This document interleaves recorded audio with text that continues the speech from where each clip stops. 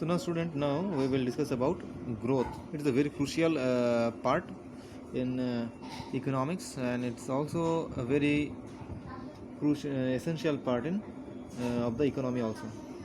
So in the British period, we see that our country was a stagnant economy. Okay, our country was a stagnant economy because they do not focus of the development of our country's production and services, and that's why our country at the time of British period, the production side was totally stagnant. So after the British period, when we got freedom, that means after independent, our economists, that means planners, specially focus on economic growth at the first and foremost objective. Our economic planner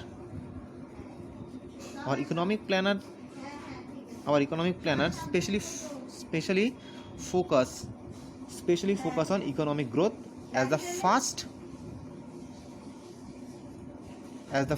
and foremost objective of Indian plans. Okay. Next, growth refers to increase of the country's capacity of production of goods and services. Growth means capacity. Growth means capacity of increase in production of goods and services. Okay. What is growth means? Growth means the increase in the production of goods and services. Increase in the production of goods and services, or the capacity of increase in production of goods and services. That means at what extent your country is producing goods and services. Okay. The most important objective of Indian plan is to rapid economic growth. Why it is most important rapid economic growth? Why it is most important objective of rapid economic growth? Why it is very important rapid economic growth? Because due to rapid economic growth, only our country's national income or per capita income will increase. If growth increase, then national income or per capita income will increase. Okay, and that's why in our first 5-year plan,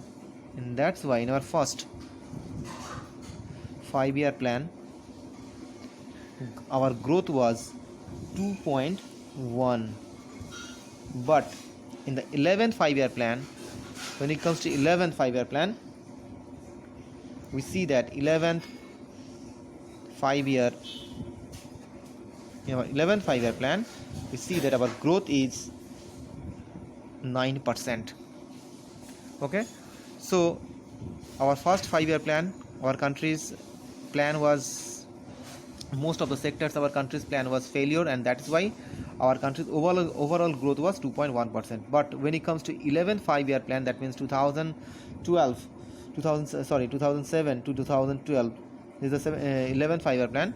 When it comes to 11th 5-year plan, we see that our country's economic growth is 9%. Okay, so that's why growth is very important, because growth represents the increase in production of goods and services. So if goods and services increases, then country's income and per capita income also increases. That means it shows that our country is developing. A good indicator of growth means a steady increase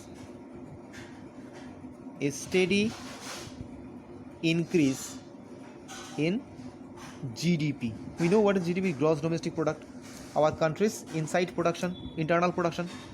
So what is economic growth? Why economic growth is a good indicator? Why it is a good indicator? Because it is a good indicator because it shows the steady increase of GDP, our country's total production. That is why growth is a good indicator. Growth is a good indicator because it shows the steady increase in GDP in any one's country's gross domestic product. Okay, and gross domestic product means what we know about the gross domestic product. That means gross domestic product means what? The total production and services of a country in a particular year. If growth increases, that means what? Goods and services increases. That means people's enables to enjoy more goods and services. The availability of goods and services increases. If growth increases, that means what? Availability of goods and services to the people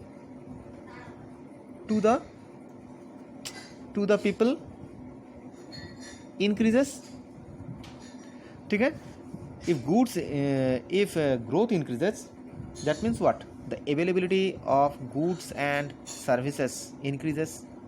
That means people's enjoy more rich and varied life. That means what? People's enjoying more rich and varied life. Earlier peoples are not getting goods and services, but now due to growth, people's now getting more options, more goods, and their standard of living increases. Okay, now if the country produces more goods and services, if country produces more goods and services, that means growth. That means what? Country needs more productive capital, that means machine. That means country need more productive capital, that means machine, or supporting staff, for making the goods. If your country shows a steady growth or growth increases, that means what? Country producing more goods and services. So producing more goods and services, we need more productive capital and more supporting staff. That means due to growth, employment also increases. That means what? Employment also increases. Okay, employment also increases. Due to growth, employment also increases, because growth increases, then we are producing more goods and services. For producing more goods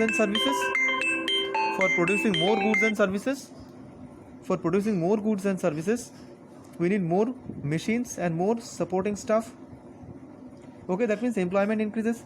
So GDP is derived from agriculture sector, from industrial sector and service sector. GDP means what? The total production of goods and services. So total production of what? Total production of agriculture, total production of industrial sector, total production of service sectors.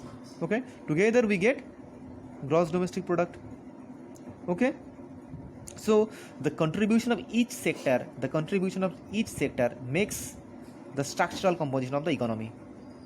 So the composition of each sector, agriculture, industry, service, all these 6 sectors together makes our country prosperous, makes our country developed. Okay, next video we will discuss modernization.